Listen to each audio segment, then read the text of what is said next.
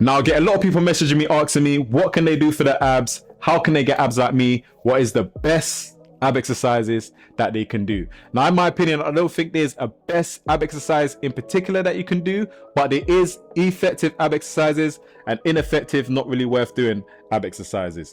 Now remember, you got your upper, lower and obliques. Now I feel it's best if you use exercise or do exercises that targets that full spectrum of the abs. Now as you can see from my abs, it's quite visible, you can see it, and the reason for that is because my body fat percentage is low. How I achieve that is through, obviously I've been training for a long time myself, so I understand my body. I stay like this all year round, and this is because I have built those foundations from early, but also my nutrition is good. I'm doing regular resistance training and I'm very active. I move a lot.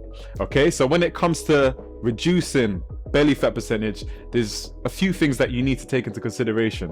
One of them is obviously your cardio. You need to do your cardio because this is what's going to help you to reduce the weight and burn the fat as well. Now, number two is obviously assuming a calorie deficit and looking into that nutrition, seeing what you need to be changed, you know, taking out the processed foods, all the rubbish that you're eating, and making that necessary change in order for you to achieve a flatter stomach.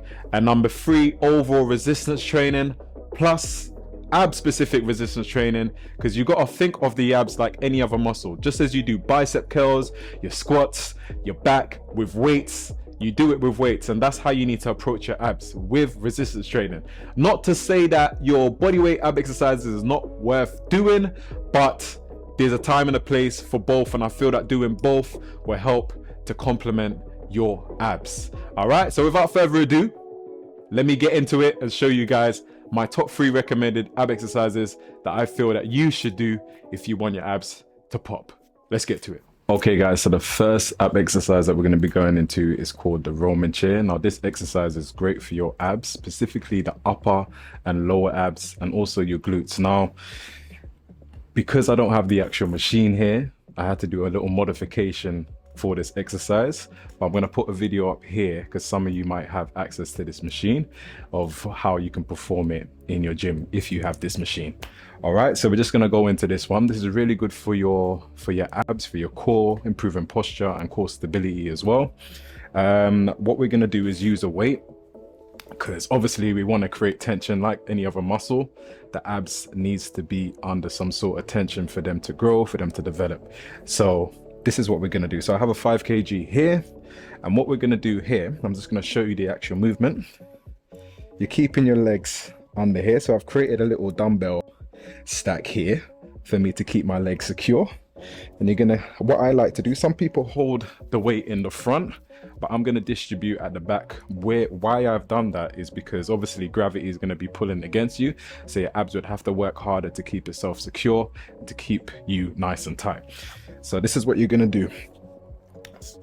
You're gonna hold here below, you're gonna drop back, coming up and really curling in and squeeze back down again and up.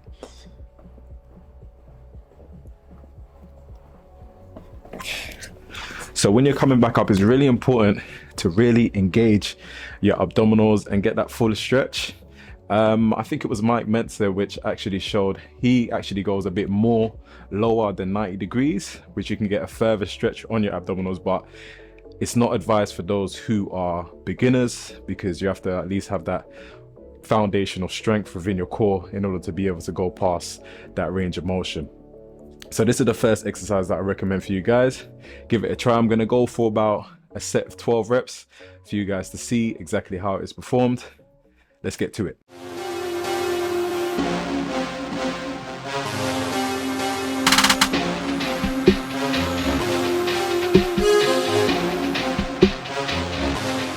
Okay guys, so there you have it. That's the Roman chair exercise for the abs. As I said, it targets the upper, the lower even a bit of your lower back and your glutes and hams. Now, as I put the video there, you can see the alternative in terms of if you have this machine available, it would be better to do it on this one. But if you don't, you can use a bench, put some weights to secure your feet under. In terms of sets and reps, I'd recommend 3 sets of 10 to 12 reps. But if you want to increase the intensity, go for about 4 to 5 sets with the same amount of reps. All right, let's jump into the next exercise. Okay guys, so the second exercise we're going to jump into is the rope cable crunch. You may be familiar with this one, you may not be, but this is a great ab exercise to keep tension on your abs throughout the movement. It's better than doing crunches and sit-ups because your abs is constantly under tension throughout the range. So this is another exercise that I do that I highly recommend that you should do if you want to get your abs popping. Obviously, there is some resistance, so we're working against resistance, but you got to choose a weight that you're comfortable with when doing this. Okay, so let's jump into it. Go beast on them. I go beast. Go deep, I OD on them. I OD. Apply pressure, put heat on them. Put that 500 degrees on them. 500 degrees. Go dummy, go beast on them. I go beast. Go deep, I OD on them. I OD. Apply pressure. Okay, so my top tip when performing this exercise is to take your time, really slow down the movement so you can really get that extra work on your abs. Now, it's important when you're coming back up on the movement to really take your time and take it slow so your abs can really work and you can really get that concentric phase working as well as the eccentric. When you're coming down, really emphasize that squeeze and then take your time when going back up. Now for this, I usually do about 3-4 sets of 12 to 15 reps. So yeah, give it a try. Let's jump to the next one.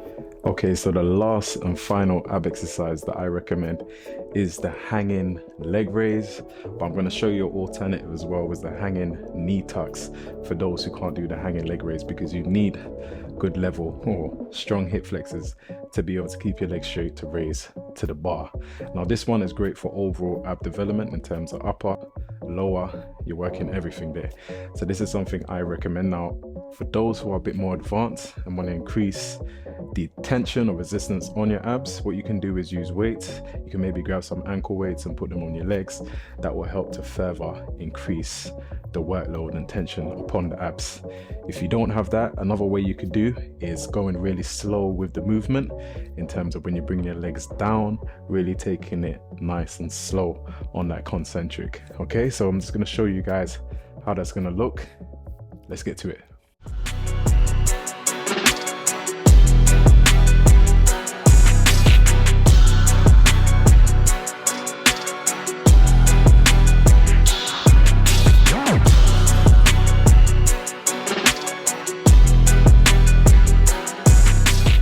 So there you have it guys, that's the hanging leg raise and the alternative hanging knee tuck. All great for your abs, strengthening your core, also your hip flexors. That's not something that's mentioned a lot with the knee tucks. A lot of people say, yeah, it's working just your lower abs. But again, whenever you're raising your legs, your hip flexors are responsible for raising them. So oftentimes, if you find that you can't raise your legs or you're getting tired quickly, it could be due to weak hip flexors, and this exercise will help to strengthen it, as well as some other stuff that you could do, which I'll probably put in a later video that will help you out. So I hope you enjoyed this video guys. Very quickly showing you guys my top 3 ab exercises that I do that will help you to structure and develop your core, your abs. Again, we got to remember that doing these exercises alone is not the be all end all, and it's not going to give you 6-pack abs like this. You're gonna have to put in the work in the kitchen and also doing your cardio. So remember, calorie deficit, doing your cardio, making sure you're eating right and keeping yourself active and doing overall resistance training, because you can't spot reduce where you want to lose the fat from. It happens overall, but you can work certain areas of your body more to increase, muscular hypertrophy in certain areas. So yeah, hope you guys enjoyed this one. Make sure you like and drop a comment if you want me to help you with anything else.